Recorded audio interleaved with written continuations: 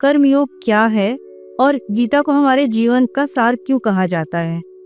देखिए, जब अपनों से कार्य करने की बात आती है, अपनों से कोई अधिकार लेने की बात आती है और अपनों से लड़ाई जब हो जाती है, तो हमारे भगवान ही, हमारे ईश्वर ही कई रूपों में अवतार लेते हैं। इसी आधार पर द्वापर में जब महाभारत जैसे युद्ध की चर्चा छिड़ी, तब भगवान श्री कृष्ण ने अपना विराट स्वरूप का दर्शन दे करके अर्जुन को कर्मयोग के बारे में समझाया।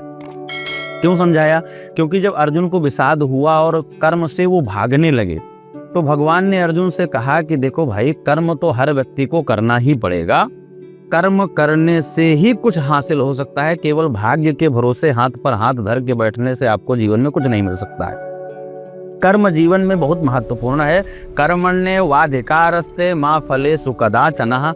बिना कर्म के आप फल की इच्छा करें या फल की टारगेट करके आप कर्म करें, ऐसा दोनों संभव नहीं है। हमारे अधिकार में केवल और केवल है कर्म करना।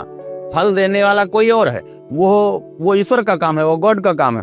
लेकिन हम अपनी ईमानदारी से, अपनी निष्ठा के साथ कर्म को करेंगे तो हमें 100% रिजल्ट मिलेगा, 100% उसका फल मिलेगा ही मिलेगा।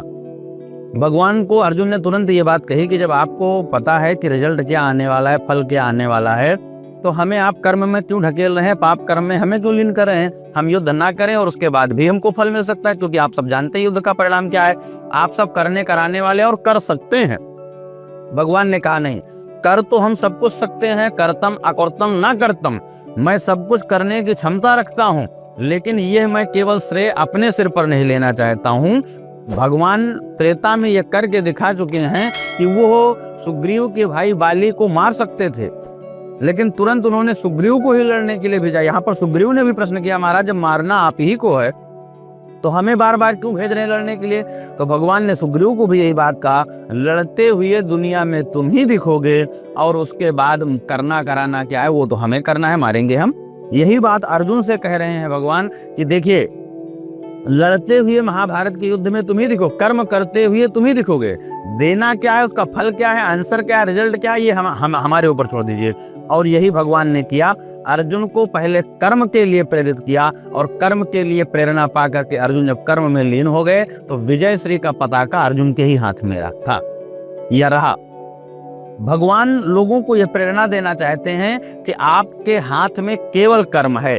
कर्म को ईमानदारी से अगर कर लिया जाए तो जीवन में असफलता नाम की कोई चीज नहीं है। केवल आपने कर्म ईमानदारी और निष्ठा पूर्वक होनी चाहिए। अगर आप कर्म में ईमानदारी और निष्ठा पूर्वक कार्य नहीं कर रहे हैं तो यह जान लीजिए कि जीवन आपका अंधकारमय है। पूरा फोकस पूरी गीता में भगवान ने कर्म योग को विशेष इसलिए दिया, हर व्यक्ति को कर्म करना ही चाहिए। पहले हम लोग अल्फाबेट पढ़ते हैं हिंदी के, तो पहले का आता है फिर खा आता है। पहले कर्म करो फिर खाओ, ऐसा नहीं पहले खाओ तब कर्म करो, पहले कर्म करो फिर खाओ। जब यही संसार के विधि का विधान है कि हम मनुष्य का शरीर लेकर उत्पन्न हुए हैं, हम भारतवर्ष में उत्पन्न हुए हैं, ये कर्म भूमि है, हमको कुछ ना कुछ तो करना ही पड़ेगा। भगवान ने राम के रूप में, कृष्ण के रूप में अनेकानेक अवतार हुए, उन सब में भगवान ने ये बताया कि व्यक्ति को संघर्ष करना पड़ता है, कर्म करना पड़ता है और कर्म करने से ही कुछ फल मिलता है। बिना कर्म के कोई महान नहीं बना है। कर्म करके ही हमारे देवता भी देव श्रेणी में है, कर्म करके ही ऋषि लोग ऋषि श्रेणी में हैं, कर्म करने के बाद हमारे पितर जो हैं वो पितृलोक में हैं, और कर्म करके ही हम आप यहाँ विराजमान हैं। बिना हमारे आपकी मेहनत, बिना कर्म से कुछ नहीं आज तक हासिल हुआ है।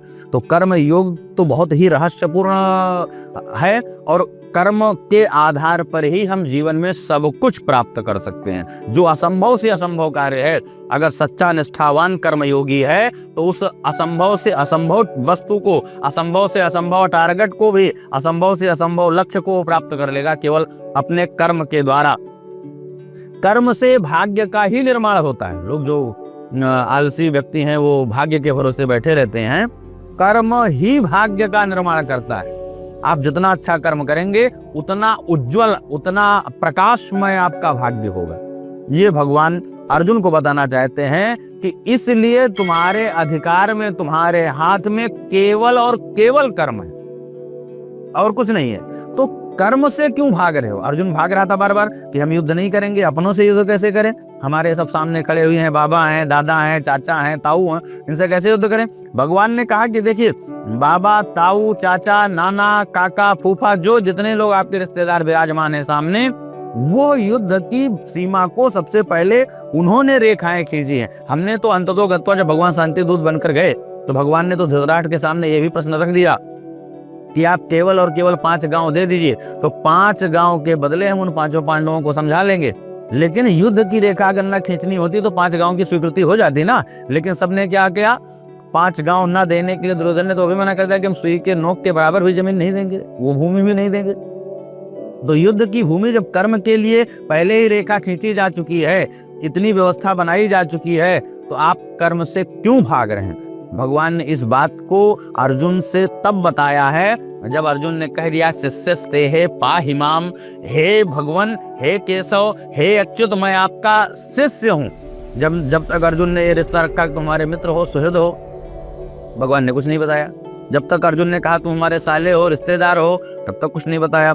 जब तक अर्जुन ने कहा तुम्हारे मामा के लड़के हो, तब तक कुछ नहीं बताया।